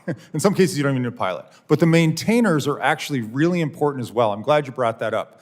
So how do we do that? We make sure, we work closely with NIAR, we work closely with the surrounding universities that work closely with NIAR to make sure that a part of their curriculum includes the things that are necessary to keep these airplanes flying safely and to develop the engineers that continue to work on it. We have programs within our company, for example, where people go through, they get their pilot's license. Everybody gets their pilot's license for free in our company. They also have the option to get their A&P mechanics license. And those make the best engineers to bring safe and reliable products forward. We want to see that mirrored in the education system. And I will tell you that, like, you guys are doing it right, and we're trying to mimic what you've done around Wichita and in Kansas. And I think there needs to be more of that focus on the job-specific training, whether it be the softwares, the technologies, the modeling techniques that are used to make safe and reliable aircraft. And I'll use this just to say one thing. We went down to Kansas, and we did all the modeling on some of those advanced modeling in the world with NIAR. We dropped lithium-ion batteries, 600 pounds of them at a time from 50 feet in the air, hit the ground, no fire, no outgassing, no challenges whatsoever because of the science behind it. That doesn't happen when you drop a bag of gasoline. And this happened down at NIAR because of the advanced research. Because they're able to do it. No, that's right. Next question again for you, Mr. Clark. Thinking about rural, NIAR, but then we also have a lot of rural airports in Kansas.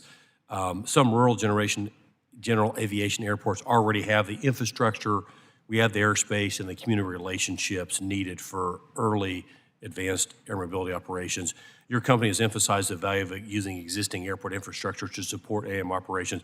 What do AAM companies need from these rural airports and their university partners to support R&D, flight testing, and the early operational trials? Yeah, absolutely. And it is the early operational trials. We're through R&D flight testing, right? We know the systems work. We're building conforming articles and putting them out in the world.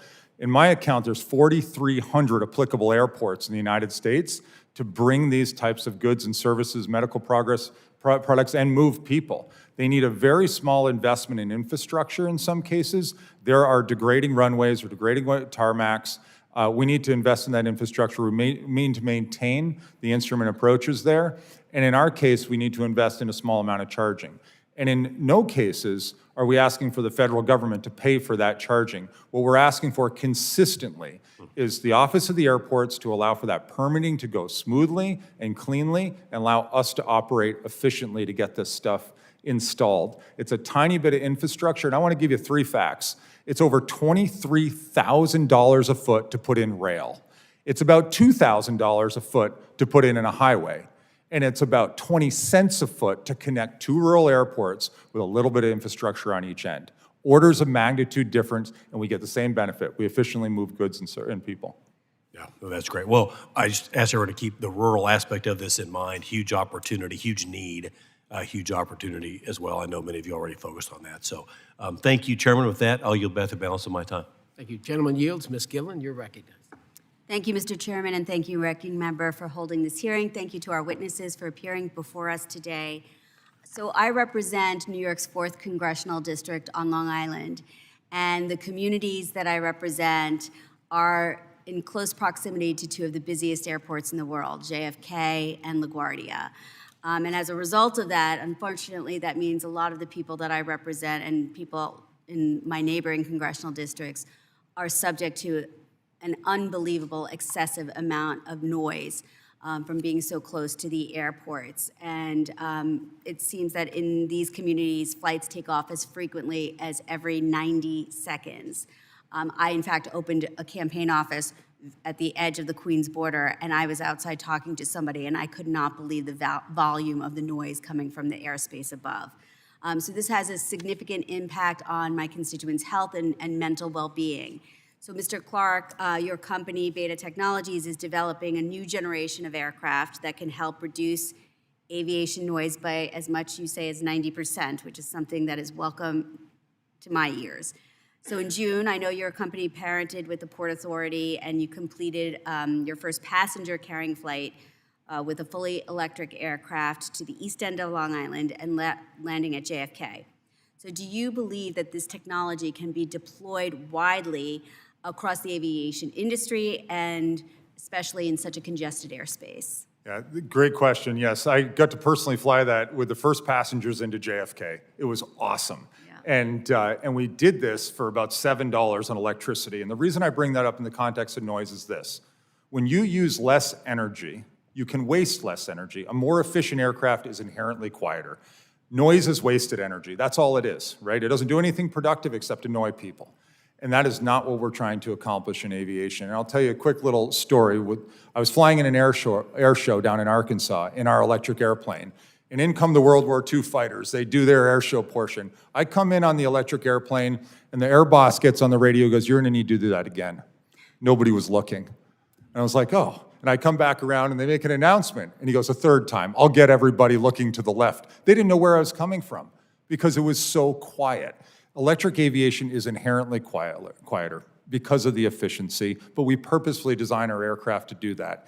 And I think there's another thing that's not talked about. A helicopter is always hanging on its rotor. It's taking off on its rotor, it's hanging on its rotor, it's landing on its rotor. These advanced air mobility aircraft, they take off, and for like 30 seconds, they're pushing the air down to make the airplane go up. And then they're flying very cleanly on a highly efficient wing with an electric motor almost silently through the sky. You wouldn't even look up if it went over the top of Long Island. And I've flown a bunch around Long Island, both in helicopters, airplanes, and in our electric aircraft. And what about deploying it through such congested airspace? Yeah, it's a great question. So a self-aware aircraft is also situationally aware. Situational awareness allows us to have safe flight in congested places. And I think this is a really important concept, that we can do all the ATC modernization that we need to do, but it's like the groom showed up to the wedding, where is the bride? Well, the bride has to be us, bringing airplanes that bidirectionally communicate over data links to ensure that we have good, safe separation and situational awareness, both for the controllers and for the pilots in the airplane. So our technologies coming into the airspace, especially in the low altitude regime, need to be bidirectionally cooperative with an ATC modernization. And undermining the path to certification through a moving goalpost and changing rules is the way that we keep that ATC modernization to really capture what it can be, which is a complete holistic system for safe and reliable air travel. Thank you. I look forward to hearing more, but I quickly wanted to get to, we heard testimony about how this technology can import medical transport delivery. I believe Mr. Clark or Mr. Painter, you talked about increasing the speed and reliability of organ delivery. That is very important to me. My sister was 6 years old. She needed a liver transplant. She got a call, and there was no flight, even in New York, available, and my parents had to drive her to Pittsburgh to get her transplant. So I'd love to hear more about how this technology can improve situations like that for people in medical crisis. Absolutely. Helicopters are grounded because of weather too often. These aircraft are all-weather aircraft that allow us to increase the reliability. It lowers the cost, and the dispatch rate, because of simpler aircraft, is higher. So now we've lowered the cost so more people get access to it. We have a higher dispatch rate, and we can fly in all weather. That's goodness for medical transport. Great, thank you. My time is up, or else I would have liked to have heard from you, Mr. Painter. I now recognize Mr. McDowell, 5 minutes. Thank you, Mr. Chairman, and thank you to the witnesses for joining us today. Mr. Clark, following the President's executive order in June of this year, the FAA solicited applications for the pilot program for eVTOL aircraft deployment. And I understand that Beta is partnering with the NCDOT on an application. What would that mean for my constituents in central North Carolina, and if that project were selected, and how could that contribute to rural prosperity in my district? Yeah, it's, so I was down at our Raleigh office on Monday. We have a large number of employees down there. We're in a bunch of your airports right now, including TTA, and we do have, I think, a very, very strong proposal to increase rural access to medical cargo and logistics in North Carolina. And as you know, it's partnering with a couple other states because aviation should not be constrained to a single state. So how does it exactly do that? It lowers the cost of access. In the case that I find fascinating is actually moving telemedicine equipment to increase the level of technology that's applied to the non-centralized hospitals. And what that does is fascinating to me as well, is that when your grandmother or grandfather gets sick, the unfortunate reality is if you live in a rural place, I'm up in Vermont, we live in a rural place, you have to transport that person to a centralized hospital. And that takes the balance of the family out of work. It takes them out of school. It may make them lose their job taking care of their father or their mother by bringing the products, the blood products, and the people in some cases, and the telemedicine equipment to the satellite hospitals, which is one of the many missions that we're pursuing, allows those families to keep their jobs, stay close to their loved ones, and I find that a very compelling mission. Not to mention what we just talked about, which was the reliability of the transport of organs and other critical, very, very time-sensitive, low shelf life medicines.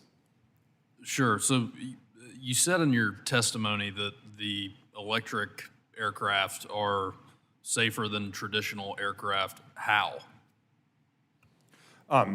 So batteries are an engineered product, and I know that we take a lot of spears. That's kind of how you can identify a pioneering industry. You get a lot of spears in the back.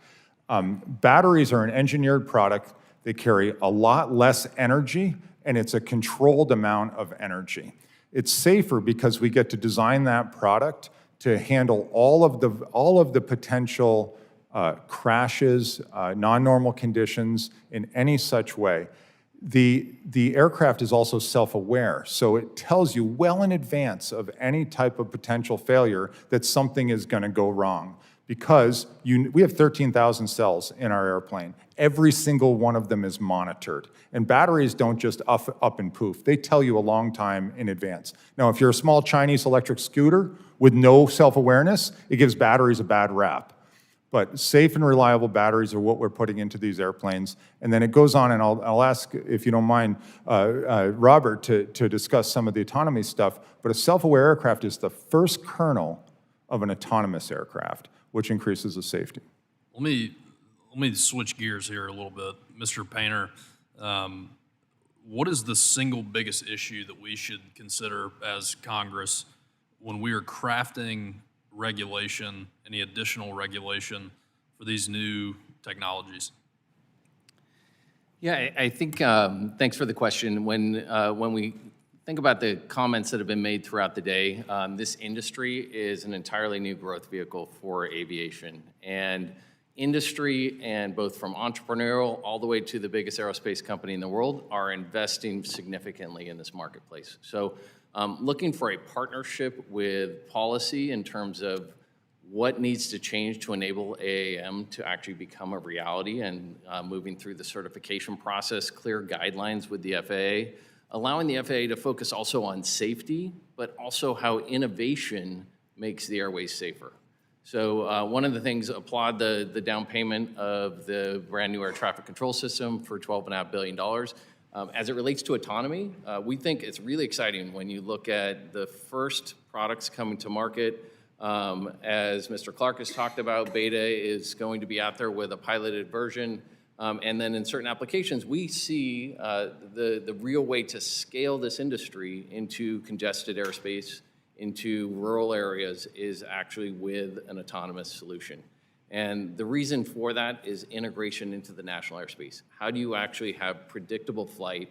How do you actually reduce air traffic control burden?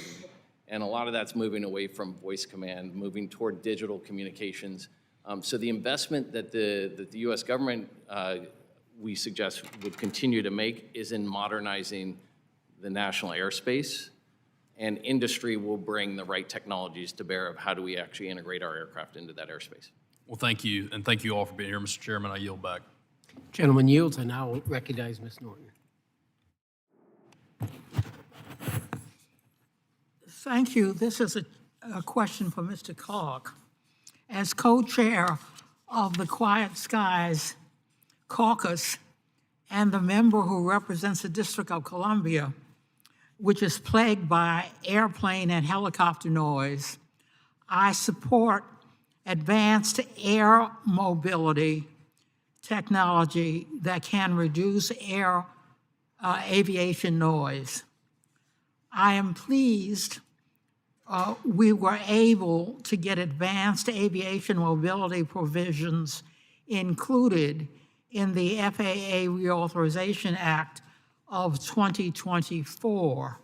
Advanced aviation mobility that allows the electric vertical takeoff and landing would be especially beneficial to airport adjacent communities like DC, since takeoffs and landings are a source of aviation noise. Mr. Clark, in your testimony, you mentioned the noise benefits of electric airplanes and helicopters. Could this technology be incorporated into the federal government helicopters that frequently fly over the District of Columbia? Yeah, thank you for your question. So I'm pleased as well that it was put into the Reauthorization Act. It's a really important recognition that our business and our industry is growing. Not only can the technologies be incorporated into the helicopters that we consistently see up and down the Potomac, but it should replace those.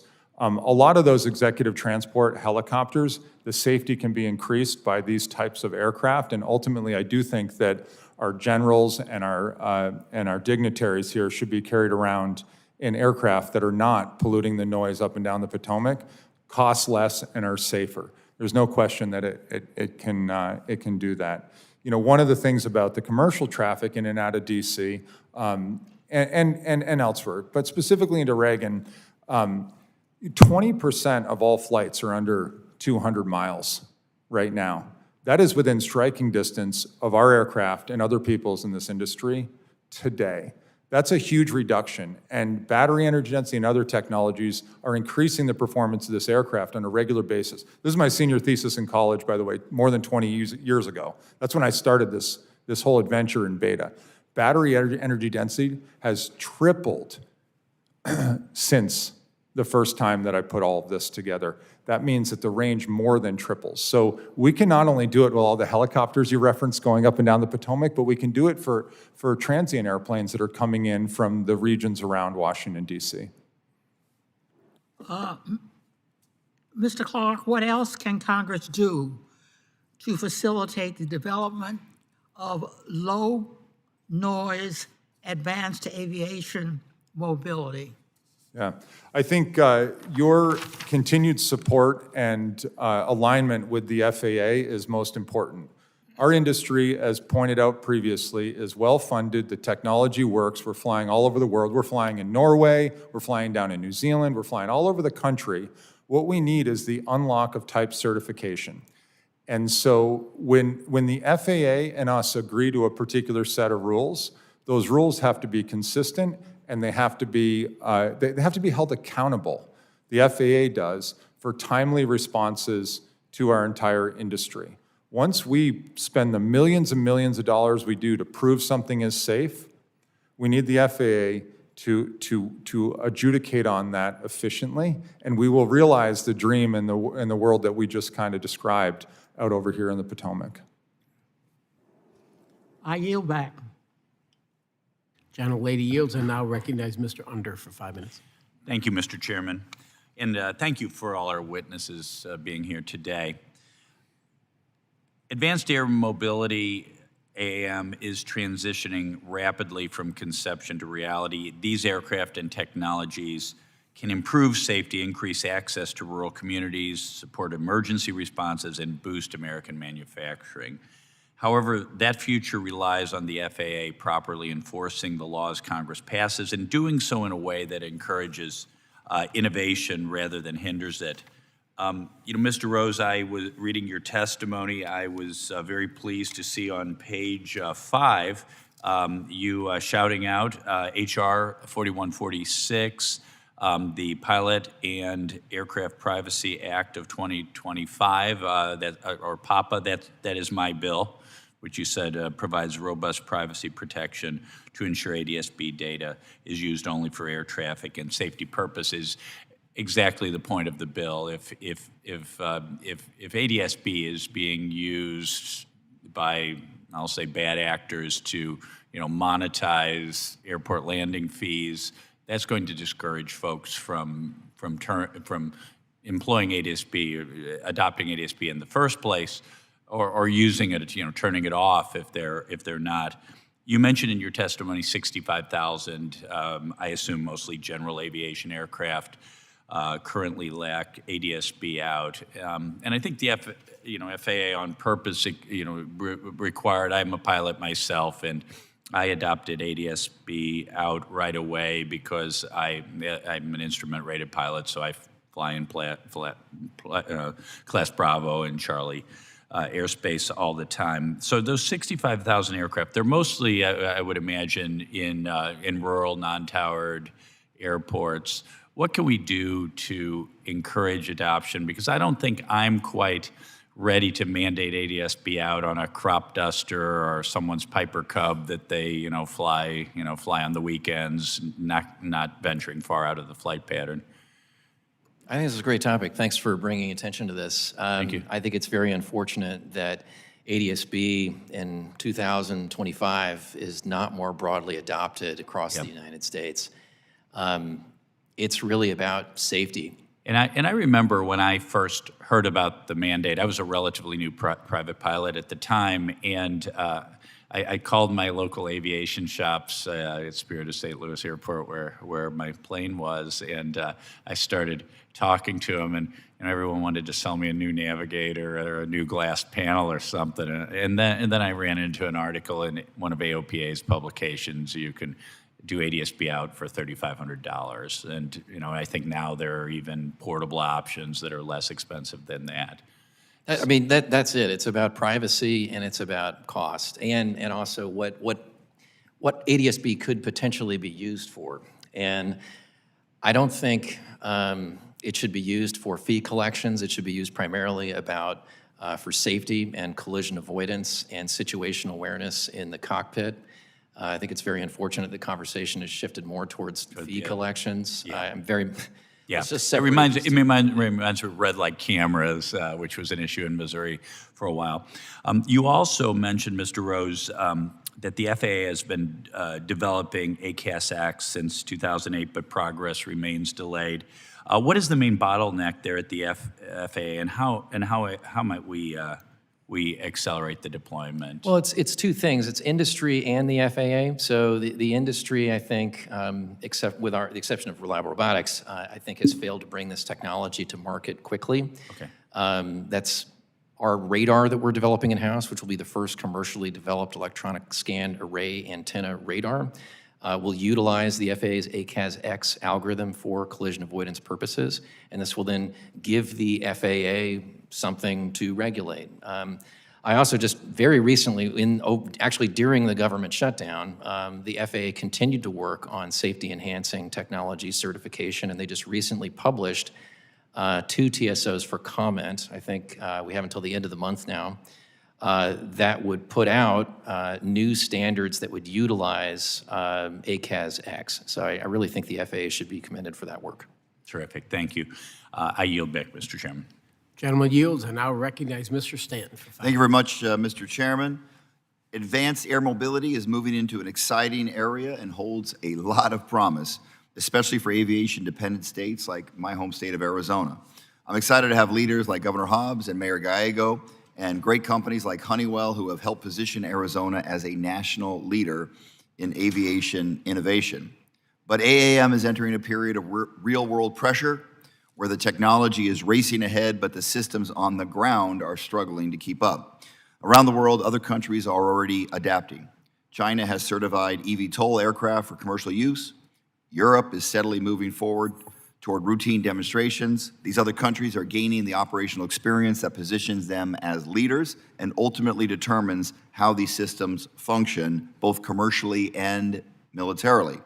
Here at home, momentum is slowing because we're falling behind on the ground. Although this technology is advancing quickly, the FAA has not yet certified an AAM aircraft, and airports, utilities, and local governments are still trying to understand how this new category of aviation fits into systems never designed for it.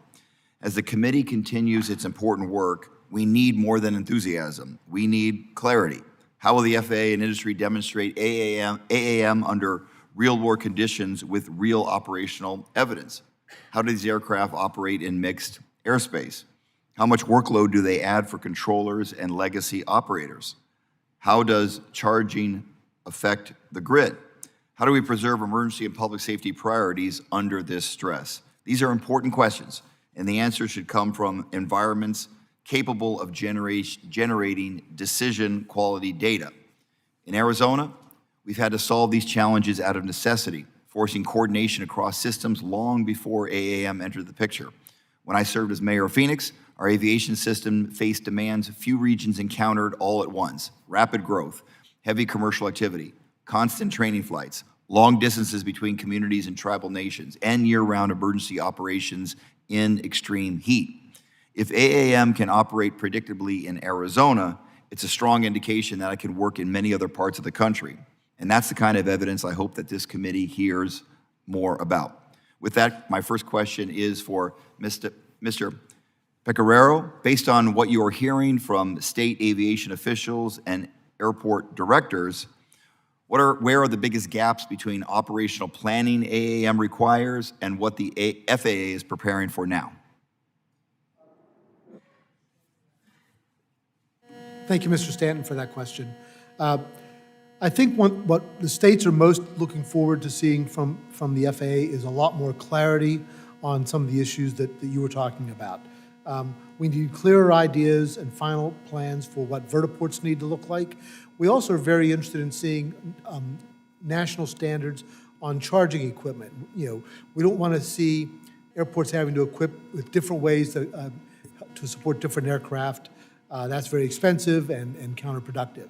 So those are some of the types of things that we really need to see more quickly. What the states need to have is the opportunity in a formal way to be consulted by the FAA in discussing these issues. Standards don't make sense if you can't meet them. And so we need to be able to work together to try and set standards that work across the industry. That's great. And the next question for Reliable Robotics, Mr. Rose, your testimony mentioned that increased collaboration between the FAA's Air Traffic Organization and Flight Standards divisions has allowed the agency to make needed progress on certification projects. Can you expand on that a little bit, on how this partnership has facilitated this work and what further changes are needed to support AAM? Yeah, as I mentioned earlier, I think this does ultimately come down to leadership, and so things are trending in the right direction under the current administration. To give you some details on the challenge, when you're talking about bringing a new technology to the airspace system like what we're developing at Reliable, this requires very close coordination not only between the Aircraft Certification Office, but also the Air Traffic Organization, Flight Standards, and the safety organizations within the FAA. And historically, the FAA has not had mechanisms to allow alignment between these stovepipes of excellence, if you will. All right. So there's some new language in the FAA Reauthorization Act that just passed last year, thank you, that encourages better collaboration through this new safety coordination program. And so I think that has helped unstick this, but also the current leadership has done a lot to pull things together within the agency, and we're trending in the right direction. Thank you much. I'm out of time, so I'll submit my final question in writing for later answering, and I'll yield back. Gentleman yields. Thank you, Mr. Stanton. Ms. Poe, you're recognized. Thank you so very much, Mr. Chairman. Our region is uniquely positioned to benefit from the advanced air mobility through quicker commute times, reduced ground congestions, and new avenues for economic growth. But it is uniquely vulnerable if strong safeguards are not present. Advanced air mobility may well be the next frontier in transportation, but if AAM is going to lift off, we must confront several challenges head-on. First and foremost is the air traffic controllers crisis. The tri-state space is already among the busiest and most complex in the world. Even before the shutdown, Philadelphia Tricon faced repeated equipment failures. Meanwhile, New York Tricon remains chronically understaffed. Controllers are working exhausting schedules simply to maintain safe airspace. Introducing AAM aircraft into this space cannot place even more strain on our overtaxed traffic controllers. So, FAA must have a clear, viable plan for, one, integrating AAM aircraft into our airspace, two, ensuring adequate oversight over increasingly automated flight systems, and three, establishing necessary controller staffing level and training to ensure safety. Second, residents like mine in Clifton and other communities are already living with nonstop helicopter activity, including tourism and commuter shuttles that pass all day long. As AAM testing begins around Newark, Teterboro, and along Hudson Corridor, innovation cannot come at the expense or quality of life. This means ensuring clear federal noise standards for new aircraft classes, proactive engagement with local and state governments, and fully funding the FY23 AAM infrastructure grant pilot program so states and municipalities can prepare responsibly.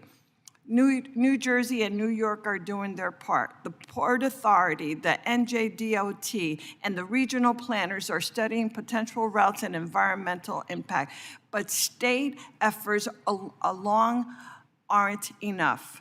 We need strong federal leadership and FAA coordination between these aircrafts entered routine use. Let me just ask this one question to Mr. Pecoraro. Sorry, I killed your name there. Pardon me. New Jersey is home to a major commercial airport like Newark Liberty and highly active airports like Teterboro in my district. What resources do states need most from the FAA to help airport prepare for AAM, especially as it relates to funding, planning, infrastructure standards, and how would we ensure that communities' needs are respected by federal authorities?